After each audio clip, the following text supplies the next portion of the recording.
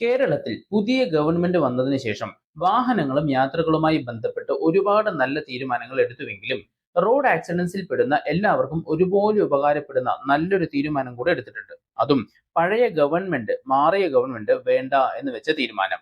എന്നെ തെറ്റിദ്ധരിക്കരുത്, ഞാനൊരു പൊളിറ്റിക്കലി ഇൻഫ്ലുവൻസ്ഡ് ആയ വ്യക്തിയെ അല്ല.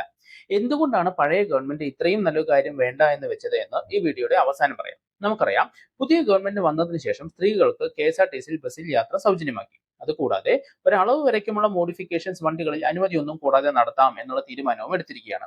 അങ്ങനെ ഇരിക്കെയാണ് കേരളത്തിൽ എല്ലാ ജനങ്ങൾക്കും ഒരുപോലെ ഉപകാരപ്പെടുന്ന പുതിയൊരു തീരുമാനം കൂടെ എടുത്തത്. ഈ പദ്ധതിയുടെ പേരാണ് PM റാഹത്ത്, അതായത് road accident victim hospitalisation and assured treatment service.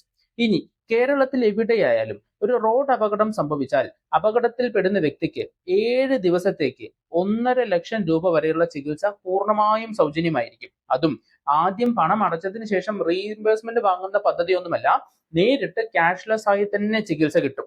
അപകടത്തിൽ പെടുന്ന വാഹനം ഇൻഷുറൻസ് പരിരക്ഷയുള്ളതാണെന്നുണ്ടെങ്കിൽ ആ ഇൻഷുറൻസ് കമ്പനി ഈ ചെലവിന്റെ കാര്യം ഏറ്റെടുക്കും. എങ്ങാനും അപകടത്തിൽപ്പെടുന്ന വാഹനം ഇൻഷുറൻസ് ഇല്ലാത്ത വാഹനമാണെങ്കിലോ അല്ലെങ്കിൽ ഇടിച്ച് നിർത്താതെ പോകുന്ന വാഹനമാണെങ്കിലോ ഗവൺമെന്റ് ഈ ഒരു എക്സ്പെൻസസിന് വേണ്ടി ബഡ്ജറ്റിൽ സെപ്പറേറ്റ്ലി തുക മാറ്റിവെക്കും.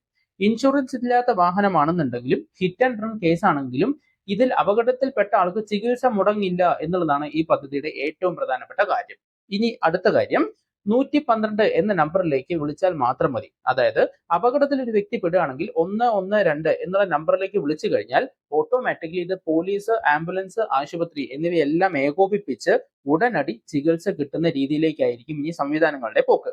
രാഷ്ട്രീയം എന്തായാലും റോഡിൽ യാത്ര ചെയ്യുന്ന ഓരോ വ്യക്തിക്കും ഒരിക്കലെങ്കിലും ഈ ഒരു പദ്ധതിയുടെ ഉപകാരം കിട്ടിയെന്ന് വരാം. ഇനി വീഡിയോയുടെ തുടക്കത്തിൽ പറഞ്ഞ കാര്യത്തിലേക്ക് വരാം. എന്തുകൊണ്ടാണ് പഴയ മാറിയ ഗവൺമെന്റ് ഈ പദ്ധതി വേണ്ട എന്ന് വെച്ചത്? 1,50,000 രൂപയുടെ ചികിത്സാ സഹായം പോരാ, അത് 3,00,000 രൂപയെങ്കിലും ആക്കണം എന്ന ആവശ്യം കേന്ദ്രം ഇതുവരെയ്ക്കും അംഗീകരിച്ചിട്ടില്ല.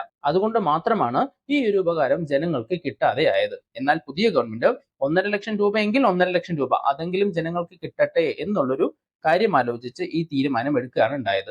ഈ വീഡിയോ നിങ്ങളുടെ കുടുംബാംഗങ്ങൾക്കും സുഹൃത്തുക്കൾക്കും ഷെയർ ചെയ്യൂ. കാരണം അപകടം മുൻകൂട്ടി പറയാതെ വരുന്ന ഒന്നാണ്.